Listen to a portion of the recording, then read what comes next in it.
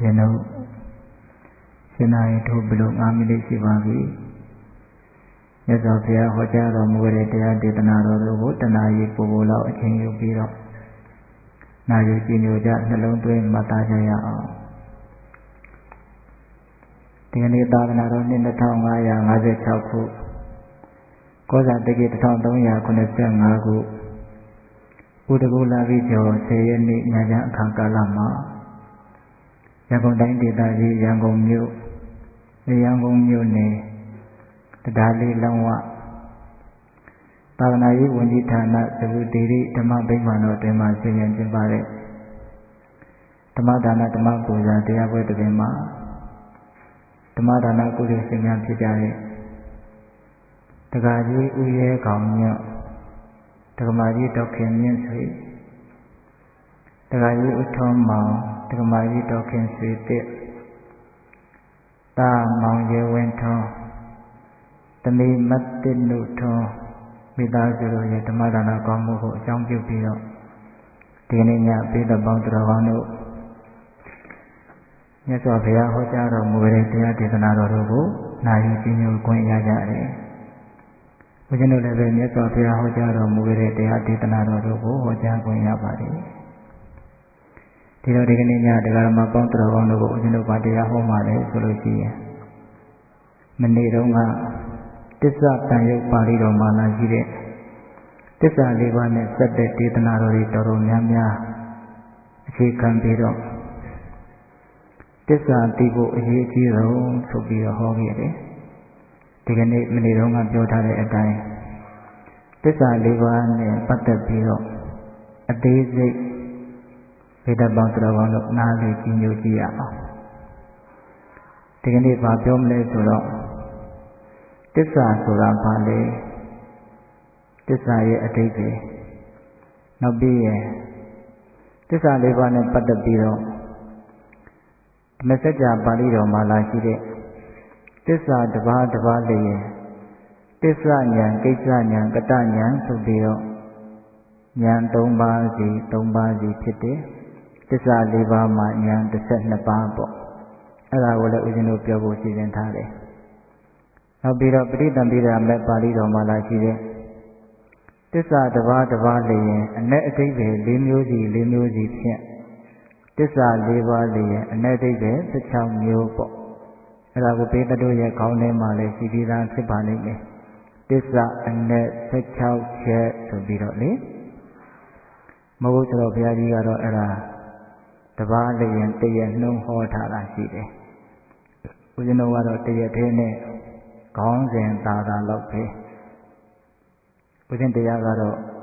Masusa of Kujia, the Mutiline. The Kujango, a daisy jobo address, the Lamyani and Paloma Machina Muhola. Now below Nigonzo and Nene, this Akamatango below Syria Malay. It is a checkly will build you know. This are the end and put the beetle. The Rama Bontro didn't direct a lady, Secure Bora lady, Pio Dwama, no? Taja Tiganina Diagoro, this son, Levan Diaro, Tilove Yuyu, Namipia, no? Tidiaro, Mahoja, Degin, Manaja, Degin, Ma. Tiaro, Alongo, Hojaro, Mugere, Piajan, Goromia, Imeda, Agent, Chileno, Ure, Mahagarunago. Tizia de Alonzo, Tiro Mumino, Mure Bevin, Yudanyan, Diulo, Pinago. Tomaha Garunago, Pinago, Nabazo, no Tiantizo, Mure Piajan, Goromyago, Yudin, Yanu, Shiku, Budo, Jaonzo. Alole Oshimobino, I am to Yaya. Karuna, Pitala, Herayan, Pina, Bizota, Vihata, Moha, Dema. Tandaramara Loka Gero Ne Dogadam Gadi Wimoda Karuna Didala Hereya Mahagaruna Rosya Inyaro Sinalone Siro Muwa Vidado Vinya Bizoda Vihata Mohadama Arahatame Dihuro Ayawalimpia Viza Dihuro Maimongo Pekwaro Muritado သာနရမရလောကကရောလူနာမြမတတဝနန္တတို့ဤကြောက်ဒီတန်တို့အလေးကလေးပြုရာတဆူရီသောဆရာသခင်လည်းဖြစ်တော်မူပါပေထသောဂတိဝိမု क्त ံဒေဝမနုဿံတိရယနှင့်ပေတတရိစ္ဆန်လာရရှိငါတန်သောဂတိတို့မှလိထိုသဖြင့်ကင်းလွတ်တော်မူပြီးထသောဒုက္ကတံတတဝါတို့အားအကျိုးများကြောင့်ဟုတ်မှန်သောစကားကောင်းမူသာမျက်ဆိုတော်မူပါပေထသောဗုဒ္ဓံသစ္စာလေးရတရားမြတ်ကိုလက်ပေါ်တင်သာပရမညာကဲ့သို့ယသာထေနှင့်သိမြင်ပေတတ်ဘုရားရှင်ကိုယ်တော်မြတ်ကြီးကိုမေယံတရားဟောပုဂ္ဂိုလ်တရားနာပုဂ္ဂိုလ်ခေါ်ဆိုပညတ်ပရမတ်မမူယုံနာနှပြဖြစ်ကြပါသောဘုရားတပည့်တော်တို့သည်ဝေါနေဝနာမှာကာယဝစီမနောချီသုံးလီဒွါရပနာမဖြင့်ဒုက္ခရိုကျိုးလက်စုံမိုးကရှိခိုးဥညွတ်ပါ၏မြတ်စွာဘုရား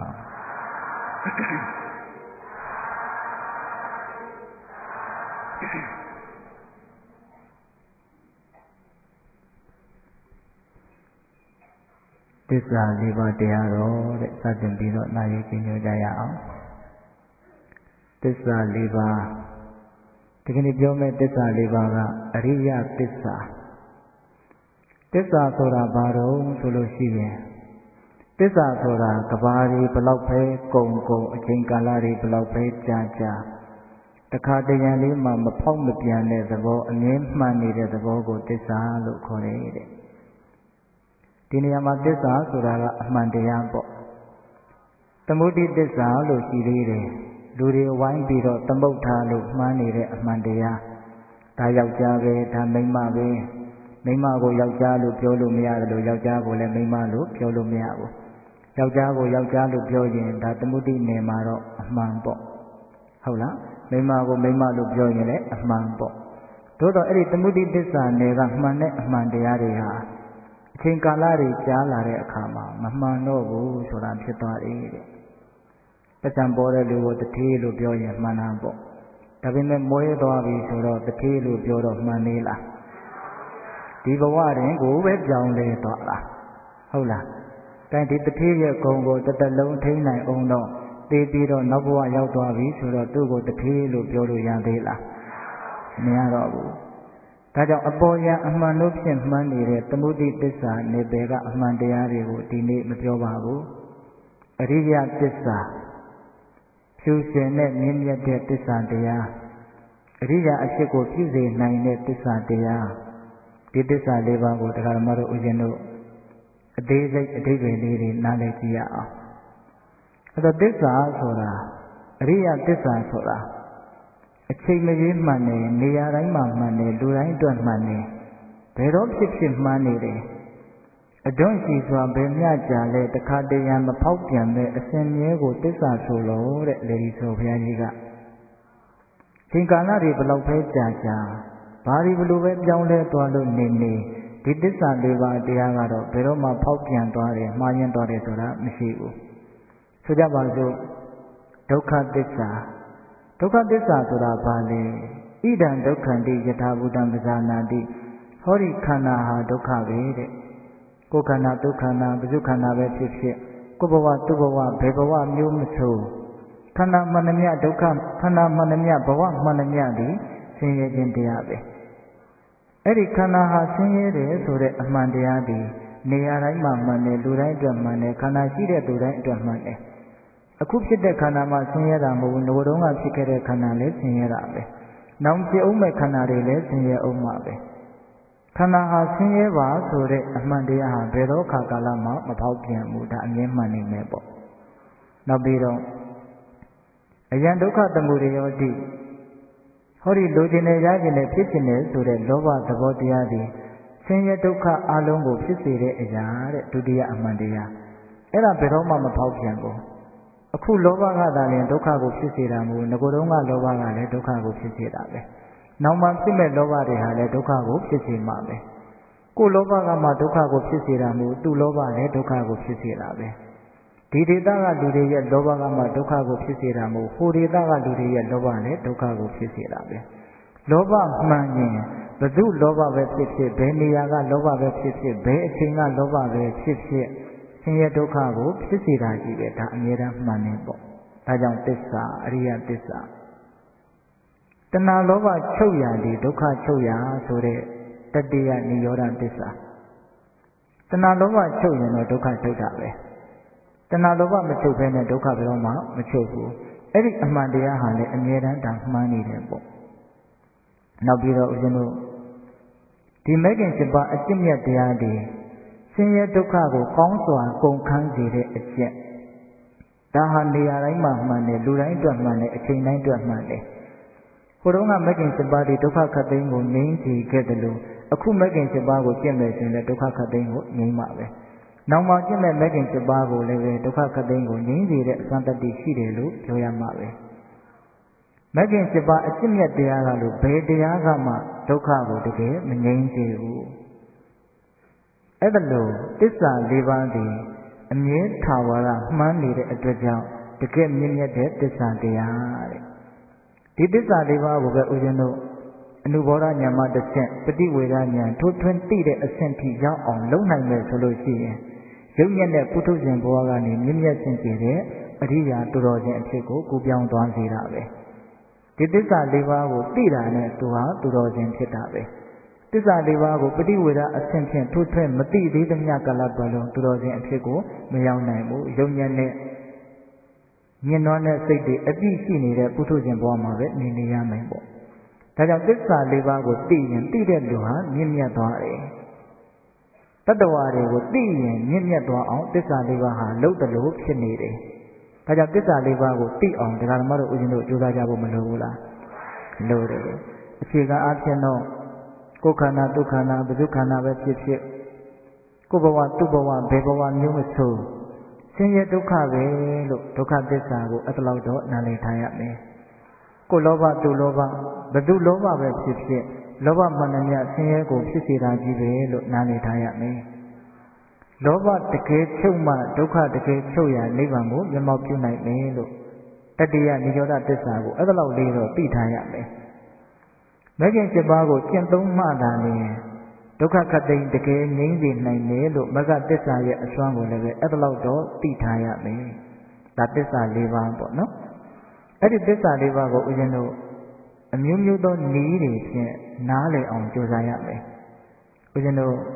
ဓမ္မစကြာမြတ်စွာဘုရားရဲ့တရားဦးဘုရားဘာသာဝင်သူတော်စင်တိုင်းအလွန်အထွတ်အမြတ်ထားတဲ့ဒေသနာနော်အဲ့ဒီဓမ္မစကြာမှာမြတ်စွာဘုရားကသစ္စာနဲ့ပတ်သက်ပြီးတော့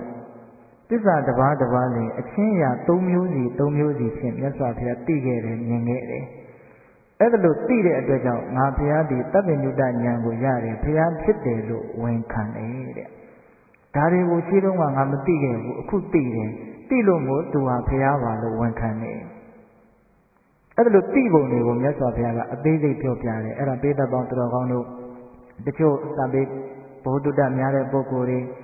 တရားဓမ္မနဲ့ပတ်သက်ပြီးတော့မျက်မျက်နှုံနှုံတန်ဖိုးထားပြီးတော့လေ့လာရှိမှုတဲ့ပုဂ္ဂိုလ်တွေကတော့သိပြီးသားဖြစ်လိမ့်မယ်သို့တော့အများတို့ကအသေးစိတ်တိတိကျကျသိဖို့ဆိုတာမလွယ်တဲ့အဓိပ္ပာယ်တွေပါဟုတ်လားအဲ့ဒါကြောင့်နားဆိုင်ပြီးတော့ဒီဦးဇင်းတို့သစ္စာဉာဏ်ကိစ္စဉာဏ်ကတ္တဉာဏ်ဆိုပြီးတော့သစ္စာတစ်ပါးတစ်ပါးလျင်ဉာဏ်၃မျိုးမြတ်စွာဘုရားရဲ့တန်တမာဖြစ်ပုံကိုမြတ်စွာဘုရားဟောခဲ့တာကိုဒါကဓမ္မတို့ဦးဇင်းတို့မှတ်သားရမယ်နော်တော့သစ္စာက၄ပါးရှိတယ်တစ်ပါးတစ်ပါးလျင်သိပုံအချင်းရာကဘယ်နှမျိုးတော့၃မျိုး၄ပါးကို၃မျိုးဆိုတော့12မျိုးပေါ့ဟုတ်ရဲ့လားအဲ့တော့ဦးဇင်းတို့ဒုက္ခသစ္စာကိုမြတ်စွာဘုရားက၃မျိုးသိခဲ့တယ်တဲ့ဒါဦးဇင်းကအကျဉ်းမြင်နားလည်အောင်ဆက်ပြီးကလေးပြောတာပါဟုတ်လားဘယ်လိုသိလဲဆိုတော့နံပါတ်1သစ္စာဉာဏ်ဖြင့်သိတယ်တဲ့သစ္စာဉာဏ်ဖြင့်ဒုက္ခသစ္စာကိုဘယ်လိုသိလဲဆိုတော့ဟောဒီခန္ဓာဟာဆင်းရဲခြင်းတရားပဲလို့သိတယ်တဲ့နော်ဒီဦးဇင်းတို့တိတိကျကျပြောရရင်တော့ဒီလောဘခြင်းနဲ့စေတသိက်52ပါးစိတ်နော်အဲ့ဒီပြီးတော့ရုပ်တရားတွေပေါ့အဲ့ဒီတရားတွေဟာဆင်းရဲဒုက္ခမျှတာပဲဒီပြင်ဘာမှမရောဘူးဆင်းရဲတွေနဲ့တိဆောက်ထားတာနော်အဲ့တော့ဒီခန္ဓာဟာဆင်းရဲပဲလို့သိတာလေဒုက္ခသစ္စာကိုသစ္စာဉာဏ်ဖြင့်သိတာ သစ္စာဆိုတာအမှန်ပေါ့အမှန်သိလိုက်တာပေါ့ဒါသစ္စာဉာဏ်နောက်ပြီးတော့ဒီဒုက္ခသစ္စာကိုကတ္တဉာဏ်နဲ့သိပုံကြတော့ဘယ်လိုသိလဲဒုက္ခသစ္စာကိုကိစ္စဉာဏ်ဖြင့်သိတာကြတော့ဘယ်လိုသိတုံးဆိုတော့ကိစ္စဆိုတာကပြုသင့်ပြုထိုက်တဲ့ကိစ္စဒုက္ခသစ္စာကိုကိစ္စဉာဏ်နဲ့သိတယ်ဆိုတာကဒီဒုက္ခသစ္စာဒီခန္ဓာဟာပိုင်းခြားပြီးတော့သိသင့်သိထိုက်တဲ့တရားလို့သိရမယ်တဲ့ဒါဟာပိုင်းခြားပြီးတော့သိရမယ်တရားဒီဒုက္ခတွေဟာဘယ်ဟာတွေလို့အပူအလိုမရှိတိတိကျကျပိုင်းခြားပြီးတော့သိရမယ်တရားဒါလေးကနည်းနည်းလေးနားထဲမှာရှုပ်သွားမယ်နော်ခန္ဓာဟာဆင်းရဲပဲလို့သိရင်ဒုက္ခသစ္စာပေါ်မှာသစ္စာဉာဏ်ဒီဆင်းရဲတွေဟာပိုင်းခြားပြီးတော့သိရမယ်အရာလို့သိခြင်းဒီကိစ္စဉာဏ်နောက်ဦးဇင်းတို့မဲ့ဉာဏ်ကိုရပြီးတော့ဒီဒုက္ခသစ္စာကိုပိုင်းခြားပြီးတော့သိသွားတဲ့အခါမျိုးမှာနောက်တစ်ချိန်ပြန်စဉ်းစားလိုက်တယ်ငါဒီဒုက္ခသစ္စာတွေကိုပိုင်းခြားပြီးတော့သိပြီးပြီလို့သိတဲ့ဉာဏ်ကကတ္တဉာဏ်တဲ့ဒုက္ခသစ္စာရဲ့ကတ္တဉာဏ်တိတ္တတို့မပြင်းနဲ့နော်ဉာဏ်သစ္စာ၄ပါးဆိုတာကအလွန်အထွတ်အထိပ်ကြတဲ့အနှစ်အသားပါတဲ့တရားဟုတ်လားအဲ့တော့ဒုက္ခသစ္စာရဲ့အပေါ်မှာခန္ဓာဒီဆင်းရဲပဲလို့သိရင်သစ္စာဉာဏ်ဒီဆင်းရဲတရားတွေဟာပိုင်းခြားပြီးတော့သိရမယ့်တရားတွေလို့သိရင်ကိစ္စဉာဏ်ဟုတ်လားအေးဒါတွေကိုပိုင်းခြားသိပြီးပြီလို့သိရင်ကတ္တဉာဏ်ပိုင်းခြားသိပြီးပြီလို့သိတယ်ဆိုတာကပိုင်းခြားသိပြီးမှသာလည်းသိပြီးပြီလို့သိတဲ့ဉာဏ်ကဖြစ်မှာပေါ့ဟုတ်လားအေးအဲ့ဒါကတ္တဉာဏ်ဒါကဒုက္ခသစ္စာမှာ၃ချက်ပေါ့နောက်သမုဒယသစ္စာကြတော့ဟောဒီလောဘသည်လူချင်းဆန္ဒလောဘတဏှာသည်ဒုက္ခအလုံးကိုဖြစ်စေတဲ့အရာလို့သိရင်သမုဒယသစ္စာရဲ့အပေါ်မှာသစ္စာဉာဏ်ဖြင့်သိတယ်လို့ဆိုရတယ်တဲ့လောဘသည်ဒုက္ခကိုဖြစ်စေတဲ့တရားလို့သိရင်ဒါသစ္စာဉာဏ်သမုဒယသစ္စာရဲ့သစ္စာဉာဏ်ဒီသမုဒယသစ္စာတဏှာလောဘသည်ပယ်ရှားပြရမယ့်တရားသုတ်သင်ပြရမယ့်တရားဖယ်ရှားပြရမယ့်တရားလို့သိခြင်းသည်ကိစ္စဉာဏ်သူ့ရဲ့ကိစ္စလုပ်ရမယ့်ကိစ္စကိုသိတာနောက်တဏှာလောဘဆိုတာကတဖြည်းဖြည်းနဲ့နည်းအောင်နောက်ဆုံးပပြအောင်လုပ်ပြရမယ့်တရားပေါ့ဖယ်ရှားပြရမယ့်တရားပေါ့အဲ့လိုသိတာဟာကိစ္စဉာဏ်ဒီသမုဒယသစ္စာဆိုတဲ့တဏှာလောဘကိုဖယ်ရှားပြီးပြီလို့သိရင်တော့ကတ္တဉာဏ်တဲ့ဟောနည်းနည်းလွယ်သွားပြီနော်ဒုက္ခသစ္စာမှာ၃ချက်သမုဒယသစ္စာမှာ၃ချက်နောက်ဦးဇင်းတို့နိရောဓသစ္စာကြတော့ဟောဒီတဏှာလောဘချုပ်ရသည်ဒုက္ခချုပ်ရနိဗ္ဗာန်ပဲလို့သိရင်အဲ့ဒါနိရောဓသစ္စာမှာသစ္စာဉာဏ်ဖြင့်သိတယ်လို့ဆိုရတယ်တဲ့နိဗ္ဗာန်ဆိုတာတဏှာလောဘချုပ်ခြင်းပဲလို့သိတာပေါ့တနည်းအားဖြင့်တဏှာလောဘချုပ်ခြင်းဒီနေနိဗ္ဗာန်ပဲလို့သိတာအဲ့ဒါပါလေသစ္စာဉာဏ်ဟောဒီနိဗ္ဗာန်ဆိုတဲ့တဏှာလောဘချုပ်ခြင်းဆိုတဲ့နိဗ္ဗာန်ဆိုတဲ့ဒီသဘောတရားဒီမျက်မှောက်ပြုသင့်ပြုထိုက်တဲ့တရားမျက်မှောက်ပြုရအောင်လုပ်ရမယ့်တရားမျက်မှောက်ပြုသင့်ပြုထိုက်တဲ့တရားလို့သိခြင်းဒီကိစ္စဉာဏ်ဟုတ်လားအေးနိရောဓသစ္စာနိဗ္ဗာန်ကိုမျက်မှောက်ပြုပြီးပြီလို့သိခြင်းဒီကတ္တဉာဏ်နိရောဓသစ္စာမှာ၃ချက်ဟုတ်ရလားဒီနောက်ပြီးတော့ဦးဇင်းတို့မဂ္ဂသစ္စာမဂ္ဂသစ္စာကိုသစ္စာဉာဏ်ဖြင့်ဘယ်လိုသိရမှာလဲဆိုတော့ဟောဒီမဂ္ဂင်7ပါးအကျင့်မြတ်တရားဒီသာလျှင်ဒုက္ခခတ်သိမ်းကိုတကယ်ချုပ်ငြိမ်းစေနိုင်တဲ့တခုတည်းသောအကျင့်လို့သိခြင်းဒီသစ္စာဉာဏ်ဒါကသူကန့်ထားတာတွေအများကြီးရှိရနော်ဒီမဂ္ဂင်7ပါးအကျင့်မြတ်တရားကလွယ်လို့ကျန်တဲ့အကျင့်တွေကျန်တဲ့အလုပ်တွေဖြင့်ဒုက္ခကိုတကယ်မငြိမ်းစေနိုင်ဘူးဆိုတဲ့အချက်ကိုကန့်ထားတယ်မဂ္ဂင်7ပါးအကျင့်မြတ်တရားဖြစ်လာရင်နိဗ္ဗာန်ချမ်းသာဒုက္ခခတ်သိမ်းငြိမ်းခြင်းဆိုတဲ့နိဗ္ဗာန်ချမ်းသာကိုမျက်မှောက်ပြုနိုင်မယ်လို့သိခြင်းဒီသစ္စာဉာဏ်ဒီမဂ္ဂင်7ပါးဆိုတဲ့အကျင့်မြတ်တရားဒီပွားများတဲ့ပွားများတိုက်တဲ့မိမိတန်တာမှာဖြစ်ပွားအောင်လုပ်ရမယ့်တရားလို့သိခြင်းဒီကိစ္စဉာဏ်ငါဒီမဂ္ဂင်7ပါးကိုပန်းနိုင်ရအောင်ခရီးပန်းနိုင်ရအောင်ပေါက်မြောက်အောင်မြင်အောင်ပွားများပြီးပြီလို့သိခြင်းဒီကတ္တဉာဏ်ဟုတ်လားအေးအဲ့ဒါပိဋကပေါင်းတော်ကောင်းတို့သစ္စာဉာဏ်ကိစ္စဉာဏ်ကတ္တဉာဏ်သစ္စာဉာဏ်ဆိုတာကတော့သစ္စာ၄ပါးရဲ့အမှန်အချက်ကိုသိတာကိစ္စဉာဏ်ဆိုတာကတော့သစ္စာ၄ပါးရဲ့သိပယ်ဆိုင်ပွားဒုက္ခသစ္စာသည်သိရမယ့်တရားသမုဒယသစ္စာသည်ပယ်ရမယ့်တရားနိရောဓသစ္စာသည်ဆက်ရောက်ရမယ့်တရားမျက်မှောက်ပြုရမယ့်တရားပေါ့မဂ္ဂသစ္စာသည်ပွားများရမယ့်တရားလို့ကိစ္စကိုသိတာအဲ့ဒါကိစ္စဉာဏ်ကတ္တဉာဏ်ကတော့သိစရာရှိတာကိုသိပြီးပြီပယ်စရာရှိတာကိုပယ်ပြီးပြီ မျက်မှောက်ပြုတဲ့အရှိတာကိုမျက်မှောက်ပြုပြီးပြီပွားတဲ့အရှိတာကိုပွားပြီးပြီအဲ့ဒါလို့သိတာကိုကတဉာဏ်တဲ့ဉာဏ်ဘယ်နှပါတော့12ပါးပေါ့နော်သစ္စာ4ပါးကိုဉာဏ်3ပါးစီဆိုတော့12ပါးအဲ့ဒါဘိဓပေါင်းတော်ကောင်းတို့ဓမ္မစကြာမှာလာတဲ့သစ္စာနဲ့ပတ်သက်ပြီးတော့မြတ်စွာဘုရားဟောထားတဲ့အချက်တွေပေါ့ဟုတ်လားအဲ့တော့ဦးဇင်းတို့ဘိဓပေါင်းတော်ကောင်းတို့ပထမအဆင့်သစ္စာ4ပါးကိုသစ္စာဉာဏ်ဖြင့်သိအောင်တော်ကောင်းတို့ရဲ့စကားဘုရားယန္တာရိယတော်ကောင်းကြီးတို့ရဲ့သစ္စာနဲ့စက်တဲ့စကားတွေကိုအများကြီးနားထောင်ထားရမယ်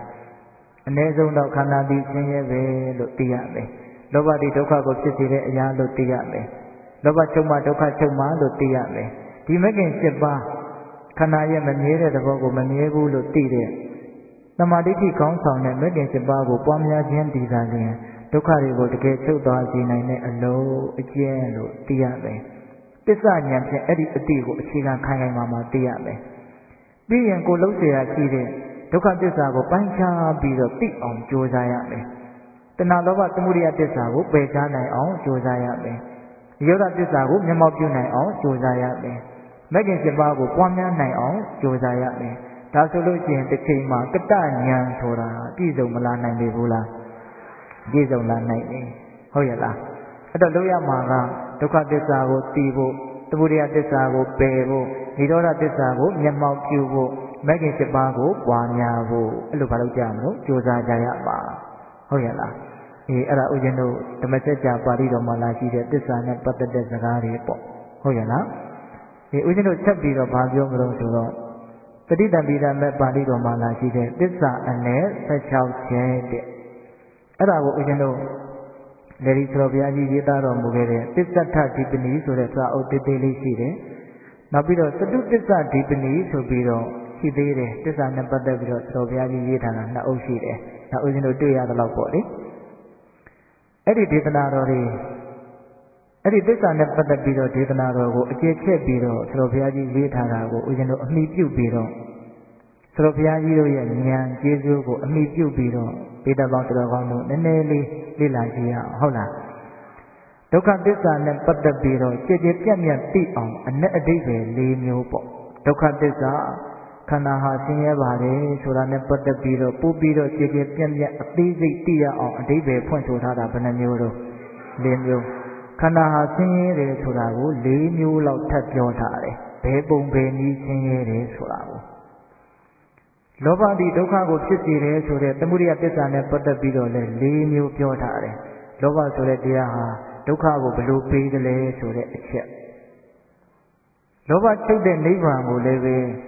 ဘယ်လိုချမ်းသာတယ်လဲဆိုတာကိုအဓိပ္ပာယ်၄မျိုးလောက်ထည့်သွင်းပြီးတော့အ내အဓိပ္ပာယ်၄မျိုးနဲ့ပြောထားတယ်နောက်မဂ္ဂင်7ပါးကိုလည်းပဲဘယ်လောက်အကျိုးကျေးဇူးကြီးတယ်ဘယ်လောက်အထွတ်အထိပ်အထက်တန်းကြတယ်ဆိုတာကို၄မျိုးလောက်ပြောထားတယ်သစ္စာတစ်ပါးတစ်ပါးလည်းအ내အဓိပ္ပာယ်ဘယ်နှမျိုးတော့၄မျိုးအဲ့ဒါကိုဆိုတော့ဘုရားကြီးကဘုရားတို့လူသားမဏေရဲ့နားတွေကိုလွယ်လွယ်လေးဝင်အောင်မှတ်လဲမှတ်မိအောင်ဆောင်းပုဒ်ကလေးတွေနဲ့ပြောတယ်တိတ်ခန့်ခန့်ညာညာစကလုံးကြီးတွေတိတ်မတော်ဘူးဆိုတော့ကြီးကသိလားသူစာအုပ်ကိုတောသူတောင်သားတွေဖတ်မှာတဲ့ဒါကြောင့်စာတန်ပေတန်တွေပါနေရင်တိတ်မကောင်းဘူးဆိုပြီးတော့စာရင်းရင်တောင်စာအုပ်ဘီဝနာမှာမရေးဘူးတဲ့ဟုတ်လားနော်လူတွေကိုနားလည်စေခြင်းနဲ့စေတနာပေါ့နော်တကယ်တမ်းကနားလည်တာကိုအတိနားလည်တာကိုဉာဏ်လို့ခေါ်တာလူတစ်ယောက်ကိုရှင်းသွားအောင်လင်းသွားအောင်သိသွားအောင်ပြောနိုင်ဖို့ရေးနိုင်ဖို့ကအဓိကပဲခံညာဖို့ဟုတ်လားဒါမျိုးတွေကသိပြီးတော့အဓိကမကြဘူးဆိုတဲ့အဓိပ္ပာယ်ပေါ့အဲ့တော့ဦးဇင်းတို့ဒုတိယသစ္စာဒုက္ခသစ္စာပထမသစ္စာကိုဗာပြောတုံးဆိုတော့နှိမ့်ဆက်ပြုတ်ပြင်ပူပင်ဖောက်လဲဒုက္ခနဲ့သိလားနှိမ့်ဆက်ပြုတ်ပြင်ပူပင်ဖောက်လဲဒုက္ခနဲ့ဒုက္ခတပိလနထောဒုက္ခတပိလနထောသင်္ကတထောတန္တပထောဝိပရိနာမထောဆိုတဲ့ပါဠိလေးကိုကြည့်ပြီးတော့ရေးထားတာဒုက္ခတဒုက္ခသစ္စာဤပိလနထောနှိမ့်ဆက်တတ်သောသဘောသင်္ကတထောအမြဲတမ်းပြုပြင်တည်ဆောက်နေရတဲ့သဘောတန္တပထောအမြဲတမ်းပူလောင်နေတဲ့သဘောဝိပရိနာမထောအမြဲတမ်းဝယုံသုံးပါးပျက်စီးနေတဲ့သဘောတဲ့အဲ့ဒါကိုဆိုတော့ဘုရားကြီးကနှိမ့်ဆက်ပြုတ်ပြင်ပူပင်ဖောက်လဲဒုက္ခမြည်တဲ့သစ္စာထိုက်မထိုက်ဆိုတာကိုဒီ၄ချက်နဲ့နှိုင်းချိန်ကြည့်ပါတဲ့ဆို ဆိုကြပါစို့တဲ့တရားတစ်မျိုးဟာနှိမ့်သက်တတ်တဲ့သဘောလေးရှိမယ်အမြဲတမ်းလုပ်နေရတဲ့ပြုပြင်နေရတဲ့သဘောလေးရှိမယ်အမြဲတမ်းပူပင်းနေရတဲ့သဘောလေးရှိမယ်အမြဲတမ်းဖောက်ပြန်နေတဲ့သဘောလေးရှိမယ်ဆိုရင်ဒါဒုက္ခလို့ပြောမှသာလေအမှန်ဖြစ်လိမ့်မယ်တဲ့ဒုက္ခလို့ပြောရင်တော့မမှန်နိုင်ဘူးတဲ့ဒီသဘောတရား၄မျိုးပါနေရင်တော့ဒီသဘောတရား၄မျိုးရှိနေရင်တော့ဒါဒုက္ခပဲဟုတ်လားအဲ့တော့ဒကာဓမ္မတို့ဦးဇင်းတို့ရဲ့ခန္ဓာတနည်းအားဖြင့်ဒီသင်္ခတတရားသင်္ခါရတရားယုတ်တနန္တသဘာဝတရားတွေလို့ပြောကြပါစို့နော်ဒီတရားတွေမှာဒီသဘော၄မျိုးကရှိကိုရှိနေတယ်ဟုတ်လားဒကာဓမ္မတို့ဒီခန္ဓာဒီအမြဲတမ်းအနှိမ့်သက်ခံနေရတယ်တဲ့နော်ရုပ်ရဲ့နှိမ့်သက်တာကိုခံရတယ်နာမ်ရဲ့နှိမ့်သက်တာကိုခံရတယ်ဒါကိုဦးဇင်းတို့အသေးစိတ်အကျေပြောမယ်ဆိုရင်တရားကအများကြီးဖြေသွားမှာနော်ဆရာကြီးကတော့သူကမိုးကုတ်ဆရာကြီးတို့လည်းအလွန်ဟောပါတယ်ဒကမတယောက်ကအမွှာဘူးသားလေး2ယောက်မွေးတယ်တယောက်ကဝမ်းတွင်ယူကလေးလို့ဆိုတယ်တယောက်ကတငယ်နာဝမ်းပြက်ပါလာတယ်တဲ့အင်မတန်ချူကြတယ်ပေါ့ဟုတ်လားတယောက်ကတန်တမာမှာတော့ရှိတယ်ဒါလည်းဘာလဲတော့ဝမ်းတွင်ယူလေးဖြစ်နေတဲ့စိတ်ကမနှံဘူးနော်တယောက်ကတော့ဘာတော့အမြဲတမ်းယောဂနှိမ့်ဆက်နေတဲ့တငယ်နာဝမ်းပြက်ပါလာတယ်တဲ့ဒီအမေကတော့သေထိချမ်းသာမှာမဟုတ်ဘူးတဲ့ဟုတ်လားဘာလို့ဆိုတယောက်ကအယူကလေးပြောချင်ပြောမယ်တောင်းချင်တောင်းမယ်သူလိုချင်တာကိုလိုချင်တယ်လို့ပြောမယ်အမေမပြဖြစ်နေတဲ့ညာဖြစ်နေတဲ့သူဘာမှမသိဘူးတယောက်ကအဲ့လိုတော့မရှိဘူးဒါပေမဲ့သူ့မှာအမြဲတမ်းချူချနေတာသူ့ကိုအမြဲတမ်းပဲပြုစုနေရတယ်ဝမ်းတွင်ယူဆိုတာကနန္တရားကိုပြောတာစိတ်ကိုပြောတာသူကအမြဲတမ်းတောင်းဆိုနေတာပဲလေပူဇော်နေတာပဲလေကိလေသာကခေါင်းဆောင်နေတာဆိုတော့ဟုတ်လားအဲ့ဒီလိုဝမ်းတွင်ယူနဲ့တူတဲ့နန္တရားနဲ့ဒကာဓမ္မတို့ဦးဇင်းတို့အတူတူနေရအောင်ပေါ့နော်ရုပ်တရားကတော့ဘာနဲ့တူရင်ဆိုတဏှာဝမ်းပြည့်နဲ့တူတယ်တဲ့ဘယ်တော့မှကောင်းတယ်လို့ကိုမရှိဘူးဟုတ်လားကိုယ့်ကိုယ်တော့ကောင်းတယ်လို့ထင်ကောင်းထင်တယ်ပေါ့ဒါပေမဲ့အသေးစိတ်သိဖို့လိုတယ်ဉာဏ်ဆိုတာအသေးစိတ်သိတာကိုဉာဏ်လို့ခေါ်တာပညာလို့ခေါ်တာအသေးစိတ်သိရမယ်ကိုယ့်ဘဝကိုယ့်အကြောင်းကိုဘယ်ယူမဆိုင်မသိဘူးနော်နီးရနဲ့မသိဘူးနော်တတိမူရင်မြူတောင်မြင်နိုင်တယ်သို့တော့တတိမမူဘူးဆိုရင်တော့ဂူတောင်မမြင်နိုင်ဘူးတဲ့အဲ့တော့ကိုယ်ဘဝကိုယ်ခန္ဓာအင်မတန်ဆင်းရဲပါတယ်ဆိုတာတေချာဖို့ဖြစ်နေပါလေနဲ့ဒီဆင်းရဲကိုမတိကြမမြင်ရတာပဲများတယ်ဟုတ်လားအဲ့တော့ဒီမှာဦးဇင်းတို့နှိမ့်ဆက်တယ်ဆိုတာအဲ့ဒီယုံနဲ့နာကဘာလို့နေတော့အမြဲတမ်းနှိမ့်ဆက်နေတာပဲနော်ယုတ်တရားကအမြဲတမ်းသူ့ကိုဖောက်ပြန်မှုရှိနေတဲ့အတွက်ကြောင့်အမြဲတမ်းပြင်ဆင်နေရတဲ့သဘောပြုပြင်နေရတဲ့သဘောမရှိဘူးလားရှိတယ်အဲ့တော့ဒီနေရာမှာတတိဆိုကြီးကနှိမ့်ဆက်တယ်ဆိုတာကဒုက္ခသစ္စာရဲ့အဓိကကျတဲ့လက္ခဏာပေါ့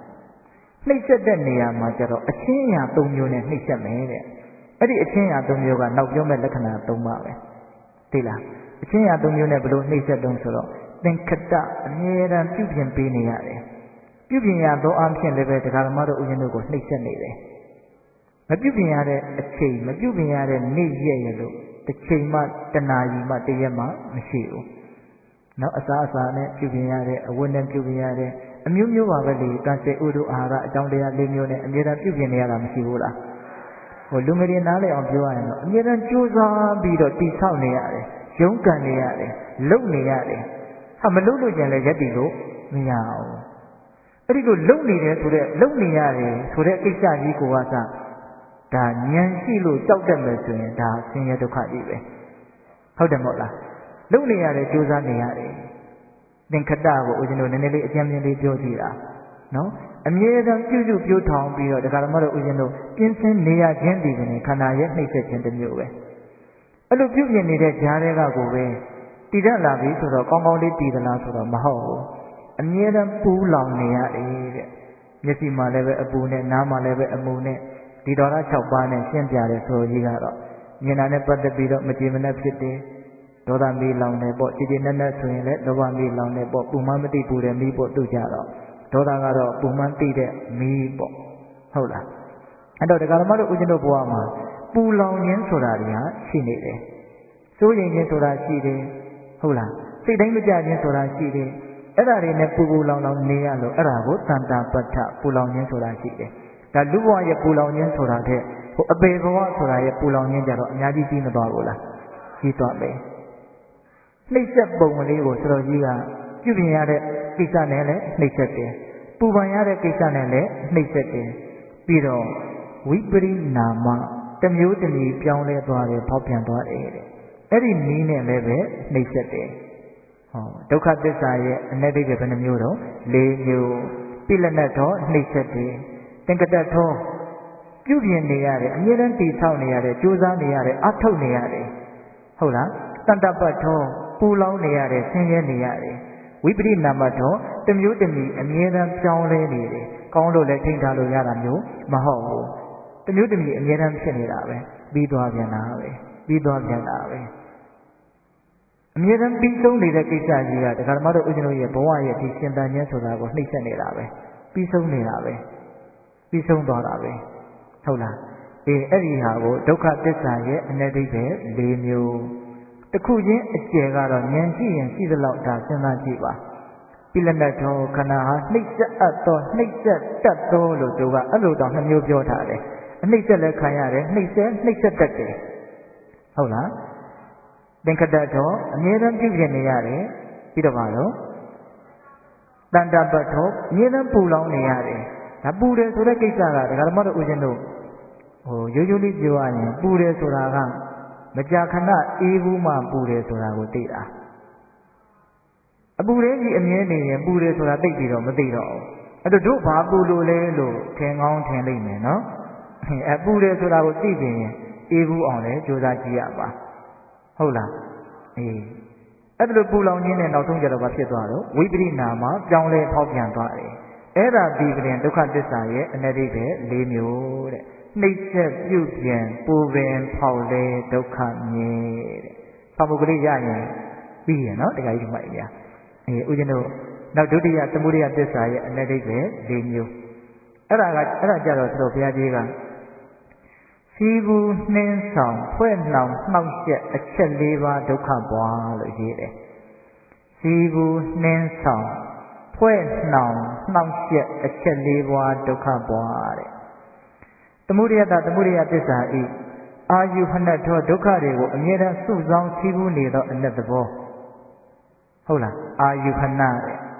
နောက်နိဒာနတ္ထတဲ့ဒုက္ခတွေကိုအမြဲတမ်းဆောင်နှင်းပေးအပ်နေတဲ့သဘော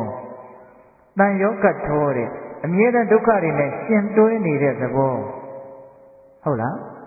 ပလိဘောဓထောတဲ့ဒုက္ခဝကလွတ်အောင်လုပ်မယ်ဆိုလို့ရှိရင်အမြဲတမ်းအနှောင့်အယှက်ပေးနေတဲ့သဘောတဲ့သမုဒယသစ္စာတဏှာလောဘရဲ့အဓိပ္ပာယ်သူ့ရဲ့သွမ်းဆောင်ချက်လို့ပဲပြောကြပါစို့ဟုတ်လားအဲ့ဒါဘယ်နှပါတော့၄ပါးအဲ့ဒါလေးနည်းနည်းလေးအသေးစိတ်လေးနားလည်ကြည့်ရအောင်နော်အာယုဟနစီးပူးတဲ့သဘောဆိုကြပါစို့စီးပူးတယ်လို့ဆရာတော်ဘုရားကြီးကသုံးတယ်နော်စီးပူးတယ်ဆိုတော့ပညာစီးပူးတယ်ဆိုရင်ပညာကိုရအောင်ယူတာမဟုတ်လားအဲ့လိုပဲဒီအာယုဟနတဏှာလောဘဆိုတဲ့သဘောတရားဒုက္ခတွေကိုအမြဲတမ်းစီးပူးတယ်တဲ့ဒုက္ခကိုရအောင်ယူတာဒုက္ခတွေကိုအမြဲတမ်းစုဆောင်းတာဟုတ်လားစုပေါင်းသိမ့်ယုံပြီးတော့ဒါကိုရအောင်ယူမယ်အဲ့ဒါတဏှာလောဘရဲ့အလုပ်ပဲလောဘဖြစ်လို့ချင်းအဲ့ဒါဒုက္ခတွေကိုရှားနေတော့တာဒုက္ခရှားနေတာလောဘဖြစ်တယ်လို့ပြောတာရဲ့ဒုက္ခရှားတယ်ဆိုတာရဲ့အတူတူပဲနော်အာယုဟနဒုက္ခကိုစီးပူးတဲ့သဘောစီးပူးနှင်းဆောင်ဆိုတာနိဒာန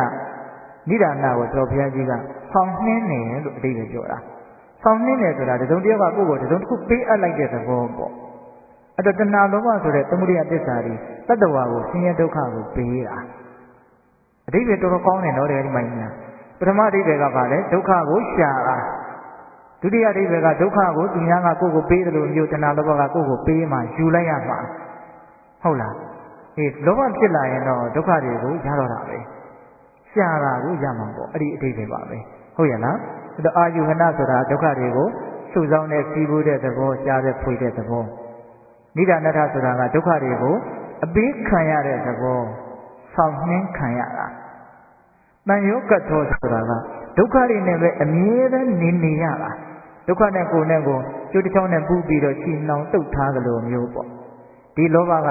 ကိုယ်နဲ့ဒုက္ခနဲ့ကိုပွဲမသွားအောင်အမြဲတမ်းတုတ်ထားတာတသားနဲ့ဖြစ်အောင်လုပ်ထားတာဒုက္ခဒီကနေ့ကိုယ်ပဲကိုယ်ဒီကနေ့ဒုက္ခပဲလောဘကိုမခွာနိုင်ကြလောဘကကိုယ့်ကိုဒုက္ခနဲ့ဘယ်တော့မှကွဲကွာသွားစေမှာမဟုတ်ဘူး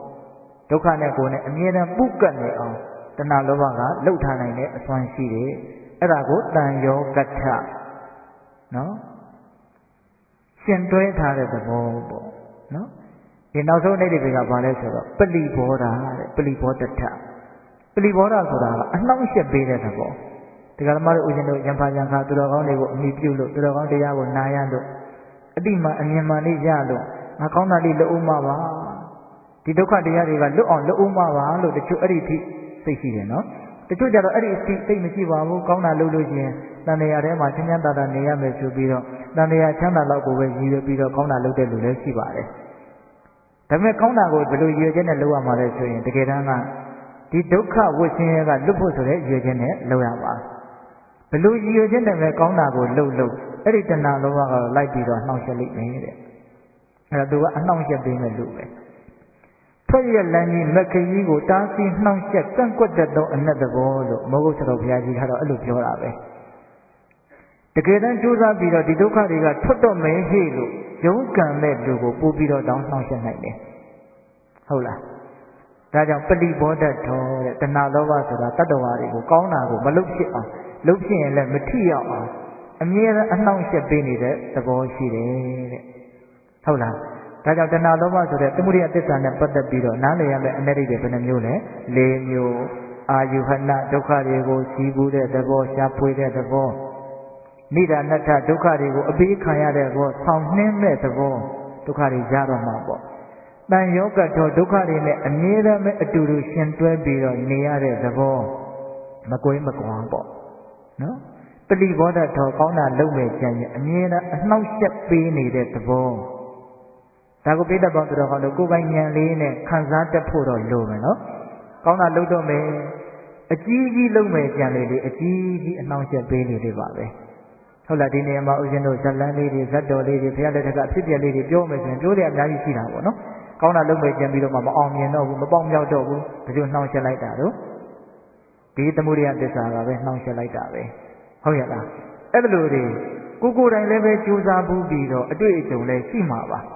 ကောင်းတာတွေလုပ်မဲ့ကြံကောင်းတာတွေလုပ်နေခြင်းသူတို့နှောင့်ယှက်လို့ကိုယ့်ရဲ့ကောင်းတဲ့လုပ်ငန်းစဉ်ရပ်ဆိုင်းသွားတာမျိုးအနှောင့်ယှက်ဖြစ်သွားတာမျိုးအများကြီးမကြုံဘူးလားကြုံဘူးတာပေါ့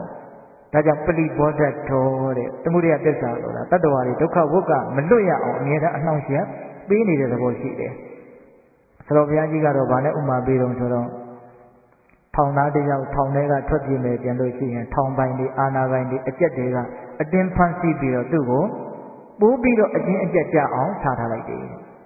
ဟုတ်လားဒကာဓမ္မတို့ဦးဇင်းတို့ဆိုတာကကြားဘူးတယ်မဟုတ်လားဘဒုကျွန်လို့ကြားဘူးထားတော့အလိုဆန္ဒရဲ့ကျွန်ကိုယ့်ထက်မှာအရှင်သခင်ရှိတယ်နော်ကိုယ့်အရှင်သခင်ကိုကိုမေ့နေလို့မဖြစ်ဘူးအရှင်သခင်ဆိုတာကိုဘယ်သူမှမသိဘူးဆိုရင်တော့အရှင်သခင်ကလွတ်ဖို့တော့တော်တော်ကိုဝေးသေးတယ်ဟုတ်လားကိုယ့်ရဲ့အရှင်သခင်ကဘယ်သူတော့တဏှာလောဘပဲဒကာဓမ္မတို့ဦးဇင်းတို့ရဲ့အရှင်သခင်ဒီလောဘပဲလောဘခိုင်းเสียကိုလုပ်ရတယ်လောဘခိုင်းเสียကိုပြောရတယ်လောဘခိုင်းရဥတည့်ပေးရကိုတွေးရတယ်ညာလောအဖြစ်အဲ့တော့ကျွန်းဆိုတဲ့သဘောတရားထွက်ပြေးမယ်ဆိုရင်ဒီသခင်ကလွယ်လွယ်နဲ့ပဲထွက်ပြေးဝင်ပေးပါမယ်ဒါသူ့ကျွန်းပဲဥစ္စာဟုတ်လားအဲ့တော့သူအရရအောင်ဖမ်းပြီးတော့သူ့ကိုထွက်မပြေးနိုင်အောင်သူလည်းပဲတက်နိုင်တော့အကျိုးစားမှာပေါ့ဟုတ်လားအဲ့လိုပဲလောဘဆိုတဲ့ဒီအရှင်သခင်ဇိုးကဒကာဓမ္မတို့ဦးဇင်းတို့ကြေးကျွန်တွေကိုလွယ်လွယ်နဲ့ထွက်မြောက်ခွင့်ကတော့ပေးမှာမဟုတ်ဘူးဆိုတာကိုနားလည်ဖို့လိုတယ်ဘယ်လိုအဓိပ္ပာယ်နဲ့ပြောတာလဲဆိုတော့လွတ်မြောက်ခြင်းနဲ့ဆိုရင်တော်ယုံတန်ယုံနဲ့မရဘူးဆိုတာကိုပြောတာပါဟုတ်ရဲ့လားဒါကြောင့်သမုဒိယသစ္စာရဲ့အနတ္တိပဲ၄မျိုးဟုတ်လားခြီးဘူးနှင်းဆောင်ဖွဲ့နှောင်နှောင့်ယှက်အချက်၄ပါးဒုက္ခပွားတဲ့အချက်၄ပါးဒုက္ခပွားနောက်ဦးဇင်းတို့တတိယနိရောဓသစ္စာနိရောဓသစ္စာနဲ့ပတ်သက်ပြီးတော့ကျွတ်လွတ်စိတ်ကိုမသေးမပြုတ်ဒုက္ခအမှန်တဲ့နော်ကျွတ်လွတ်စိတ်ကိုမသေးမပြုတ်ဒုက္ခအမှန်နိရောဓသစ္စာဤနိတ္တရဏထောဒီဒုက္ခဝုက္ကလင်ပြီးတော့ကျွတ်လွတ်သွားတဲ့သဘောနော်ပဝိဝေကထောအနှောင့်အယှက်ကင်းတဲ့သဘောကိလေသာတွေရဲ့အနှောင့်အယှက်ကင်းတဲ့သဘောနော်နောက်ဦးဇင်းတို့အမတ္တထောမသေးတဲ့သဘောမပြည့်စည်တဲ့သဘောအပင်ခတ္တထောမပြုတ်ပြင်ရတဲ့သဘောမပြုတ်လို့ရတဲ့သဘောတဲ့နိရောဓသစ္စာရဲ့အနတ္တိပဲ၄မျိုးဟုတ်ရဲ့လား ဒါကိုဆိုတော့ဘုရားကြီးကကျွတ်လွတ်စိတ်ကိုမသေးမပြုဒုက္ခအမှန်ဒီအင်္ဂါ၄ချက်နဲ့ဒီအနတ္တိပဲ၄ခုနဲ့ပြည့်စုံမယ်ဆိုရင်ဒါချမ်းသာအစစ်ပဲတဲ့ဒါကိုရှင်းရလို့ပြောလို့မရဘူးသောတော်ကအချက်၄ပါးသမုဒိယပစ္စာနဲ့ပတ်သက်ပြီးတော့လည်းပဲစီဘူးနှင်းဆောင်ဖွင့်အောင်နှောင့်ယှက်အချက်၄ပါးနဲ့ပြည့်စုံရင်ဒါဒုက္ခရဲ့အကြောင်းလိုပဲပြောရမယ်တဲ့ဒုက္ခရဲ့အကြောင်းမဟုတ်ဘူးဒါကသူကသစ္စာစစ်တမ်းကလေးသဘောမျိုးပေါ့နော်ဒီလေးချက်နဲ့ညီရင်တော့ဒီသဘောလို့ပြောရမယ်လို့ဆိုလိုတဲ့အဓိပ္ပာယ်ခုလည်းပဲနိရောဓသစ္စာကိုကျွတ်လွတ်တဲ့သဘောအနှောင့်အယှက်ကင်းတဲ့သဘောနော်မပြည့်စည်တဲ့သဘောမပြည့်ပြည့်ရတဲ့သဘောဒီအချက်၄ချက်နဲ့ပြည့်စုံရင်ဒါဒုက္ခအမှန်တဲ့နိဗ္ဗာန်ပေါ့ဒီနိဗ္ဗာန်နဲ့ပတ်သက်ပြီးတော့ဦးဇင်းတို့ကကောင်းကောင်းပြောတတ်ဘူးဆောက်တခိုင်းဒီမိုက်ညာနော်ဒါစာထဲပါတဲ့အတိုင်းပဲဒီလောက်ပဲပြောတတ်တယ်ဟုတ်ရဲ့လားဒါပေမဲ့နည်းနည်းလေးတော့ပို့ပြီးတော့ပြည့်တဲ့ပေါင်းတော်ကောင်းတို့နားလည်ကြည့်ရမယ်ကျွတ်လွတ်စိတ်ကိုကျွတ်လွတ်တယ်နိတ္တရဏထကျွတ်လွတ်တယ်ဆိုတာဘာပြောတာလဲဆိုတော့လူတွေပြောကြတယ်မို့လားတခုခုဒုက္ခစိတ်ပြည့်စရာစိတ်အနှောင့်အယှက်ဖြစ်စရာကင်းသွားတာကျွတ်ပြီးလွတ်ပြီးဟောကျွတ်ပြီးလွတ်ပြီးပြောရတယ်မို့လားခုတကယ်တော့မတို့ဦးဇင်းတို့မကျွတ်သေးဘူးမလွတ်သေးဘူးဟောတချို့လည်းပဲပြောကြတာရှိသေးတယ်အမလေးအကျွတ်အလွတ်ပွဲဆိုပြီးတော့ဟုတ်လားအမျှတွေပါတွေဝေးရရှိတယ်ကိုကတော့ကျွတ်နေတယ်လွတ်နေတယ်ဆိုတဲ့စတိုင်အပေလေးပါးကစိတ်ဓာတ်လောက်ပဲသူတို့ကမကျွတ်မလွတ်ဘူးလို့ထင်တာကိုတကယ်တမ်းကစိတ်ဓာတ်မှမကျွတ်မလွတ်တာလားမဟုတ်ဘူးကိုကကျွတ်ပြီလားလွတ်ပြီလားမကျွတ်သေးဘူးမလွတ်သေးဘူးအဲ့ဒီစိတ်ဓာတ်ရဲ့အဆတရားဆိုတဲ့အခြေအနေနဲ့ကိုယ်နဲ့ဓာတ်လိုက်ဆက်ဆက်မှုရှိတယ်အချိန်မရွေးဖြစ်နိုင်တယ်အခက်အတန့်မြသူတို့ဟာကိုယ့်ထက်တနာတရားကောင်းတယ်ထင်တယ်မလို့မမျှော်လင့်မဲနဲ့ကိုဟာသူတို့ရဲ့တနာတရားကောင်းတဲ့လူလည်းဖြစ်သွားနိုင်တယ်ဘာမှသိထူးတဲ့ကိစ္စမဟုတ်ဘူးဒါပေမဲ့လောလောဆယ်ချိန်မှာတော့ကိုကဒီအခြေအနေစိုးတွေကလွတ်မြောက်အောင်လုပ်နိုင်တဲ့အခွင့်အရေးတော့ရထားတာပေါ့လူဖြစ်နေတာကိုသူတို့ကတော့အင်မတန်ဆင်းရဲတဲ့အနေအထားကိုရင်ဆိုင်နေရတာပေါ့ဒါပေမဲ့ပြောတော့လည်းပြောတတ်ပါတယ်သူတို့မကျွတ်သေးဘူးမလွတ်သေးဘူးသူတို့နဲ့စာရင်ကိုကတော်လေးတယ်ပေါ့ဒါပေမဲ့တကယ်တမ်းကတော့ကိုလည်းကျွတ်ပြီးလွတ်ပြီးဆိုတဲ့အနေအထားကိုတော့မရောက်သေးဘူးကျွတ်ပြီးလွတ်ပြီးဆိုတဲ့အနေအထားကိုရောက်တာကနိဗ္ဗာန်ချမ်းသာကိုမျက်မှောက်ပြုနိုင်မှကျွတ်ပြီးလွတ်ပြီးလို့ပြောနိုင်ပါအဲ့ဒီကြတော့မှနိတ္တရဏထဆင်းရဲတွေကငါလွတ်ခဲ့ပြီနော်ဆင်းရဲတွေကလွတ်ခဲ့ပြီဘလောက်ဝမ်းသာမလဲအရိယာသူတော်ကောင်းတို့ရဲ့စိတ်နှလုံးရဲ့ချမ်းသာမှုဆိုတာအဲ့ဒါပဲဒါကမှတော့ဦးဇင်းတို့ကိုချင်းစာဖို့တော့သိမလွယ်ဘူးနော်ဟုတ်လားတော့နိတ္တရဏထဆိုတာအဲ့ဒါလို့ဒုက္ခတွေကကျွတ်လွတ်သွားတဲ့သဘောနော်နောက်ဦးဇင်းတို့ပဝိဝေကထကျွတ်လွတ်စိတ်ကိုယ်ဆိုတာကအနှောင့်အယှက်ကင်းတဲ့သဘောမကောင်းတာတွေစိတ်တဲ့သဘောမကောင်းတာဘာမှမရှိတဲ့သဘောဝိဝေကဆိုတဲ့စကားလေးကြားဘူးတယ်မဟုတ်လားဝိဝေကဆိုတာစိတ်ငြိမ်တာပေါ့နော်ဒီမှာတော့ပဝိဝေကစိတ်ကိုယ်လို့ဆိုတော်ကြီးကတော့သူကကာယံလေးနဲ့ကြိုက်အောင်သုံးနှုန်းထားတာပါသူအကျေအသေးပဲဖွင့်ပြတာကတော့ကိလေသာတရားတို့ရဲ့အနှောင့်အယှက်ကင်းတဲ့သဘောဆိုကြပါစို့သောတပန်ဖြစ်တဲ့အရိယာသူတော်စင်တယောက်ဘယ်တော့အခါကာလမှာတက္ကာယဒိဋ္ဌိနဲ့ဝိဇိကိစ္စရဲ့နှောင့်ယှက်ခြင်းကိုသူမခံရတော့ဟုတ်လားယဟန္တာဖြစ်သွားပြီဆိုရင်ဘယ်စိတ်ကိလေသာဘယ်အညစ်အကြေးရဲ့အနှောင့်အယှက်ကိုမှသူမခံရတော့ဘူးခုတကယ်မှတော့ဦးဇင်းတို့ရဲ့စိတ်ကအ